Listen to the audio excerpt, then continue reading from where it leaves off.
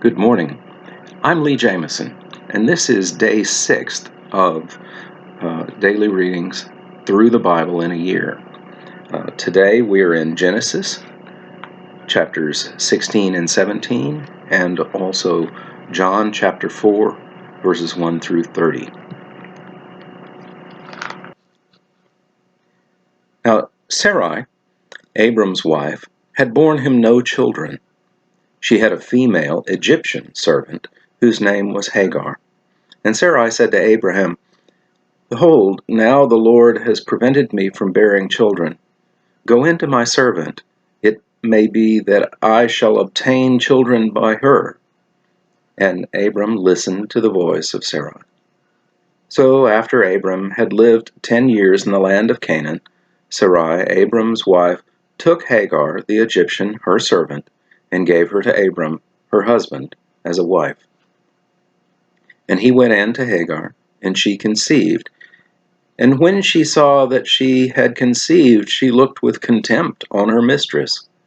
And Sarai said to Abram, "May the wrong done to me be on you. I gave my servant to your embrace. And when she saw that she had conceived, she looked on me with contempt. May the Lord judge between you and me." But Abram said to Sarai, "Behold, your servant is in your power. Do to her as you please." Then Sarai dealt harshly with her, and she fled from her. The angel of the Lord found her by a spring of water in the wilderness, the spring on the way to Shur. And he said, "Hagar, servant of Sarai, where have you come from, and where are you going?" She said, "I'm fleeing from my mistress Sarai." The angel of the Lord said to her, "Return to your mistress, and submit to her." The angel of the Lord also said to her, "I will surely multiply your offspring so that they cannot be numbered for multitude." And the angel of the Lord said to her, "Behold, you are pregnant, and shall bear a son. You shall call his name Ishmael, because the Lord has listened to your affliction. He shall be a wild donkey of a man, his hand against everyone, and everyone's hand against him, and he shall dwell over all his kinsmen." So she called on the name of the Lord who spoke to her, "You are a God of seeing." For she said, "Truly here I have seen him who looks after me." Therefore the well was called Bir Lahai Roi. It lies between Kadesh and Bered. And Hagar bore Abram a son, and Abram called the name of his son, whom Hagar bore, Ishmael. Abram was 86 years old when Hagar bore Ishmael to Abram. When Abram was 99 years old, the Lord appeared to Abram and said to him, "I am God Almighty. Walk before me, be blameless, that I may make my covenant between me and you, and may multiply you greatly." Then Abram fell on his face, and God said to him, "Behold, my covenant is with you, and you shall be the father of a multitude of nations. No longer shall your name be called Abram, but your name shall be Abraham. For I have made you the father of a multitude of nations. I will make you exceedingly fruitful, and I will make you into nations, and kings shall come from you. And I will establish my covenant between me and you and your offspring after you, throughout their generations, for an everlasting covenant, to be God to you and to your offspring after you. And I will give to you and to your offspring after you the land of your sojournings, all the land of Canaan, for an everlasting possession, and I will be their God." And God said to Abraham, "As for you, you shall keep my covenant, you and your offspring after you throughout their generations. This is my covenant, which you shall keep between me and you and your offspring after you. Every male among you shall be circumcised. You shall be circumcised in the flesh of your foreskins. and it shall be a sign of a covenant between me and you. He who is 8 days old among you shall be circumcised, every male throughout your generations, whether born in your house or bought with your money from any foreigner who is not of your offspring. Both he who is born in your house and he who is bought with your money shall surely be circumcised. So shall my covenant be in your flesh, an everlasting covenant. Any uncircumcised male who is not circumcised in the flesh of his foreskin shall be cut off from his people. He has broken my covenant. And God said to Abraham, As for Sarai your wife, you shall not call her name Sarai, but Sarah shall be her name. I will bless her, and moreover, I will give you a son by her. I will bless her, and she shall become nations. Kings of people shall come from her. Then Abraham fell on his face and laughed, and said to himself, Shall a child be born to a man who is 100 years old? Shall Sarah, who is 90 years old, bear a child? And Abraham said to God, Oh, that Ishmael might live before you.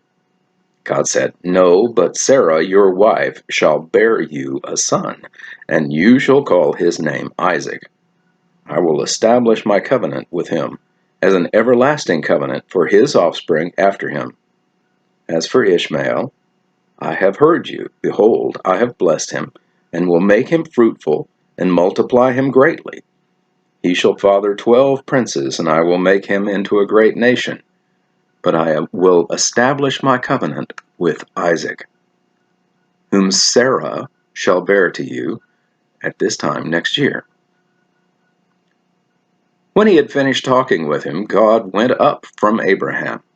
Then Abraham took Ishmael his son, and all those born in his house, or bought with his money, every male among the men of Abraham's house, and he circumcised the flesh of their foreskins that very day, as God had said to him.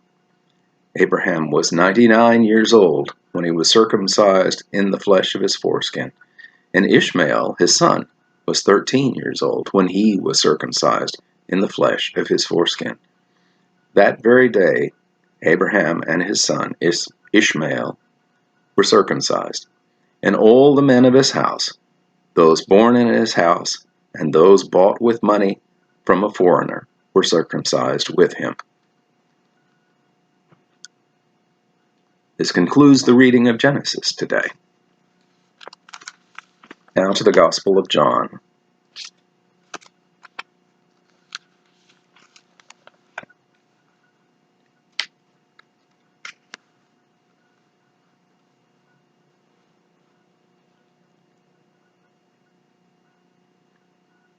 Jesus and the woman of Samaria. Now when Jesus learned that the Pharisees had heard that Jesus was making and baptizing more disciples than John, although Jesus himself did not baptize but only his disciples, he left Judea and departed again for Galilee, and he had to pass through Samaria. So he came to a town of Samaria called Sychar, near the field that Jacob had given to his son Joseph. Jacob's well was there. So Jesus, wearied as he was from his journey, was sitting beside the well. It was about the 6th hour. A woman from Samaria came to draw water. Jesus said to her, Give me a drink, for his disciples had gone away into the city to buy food.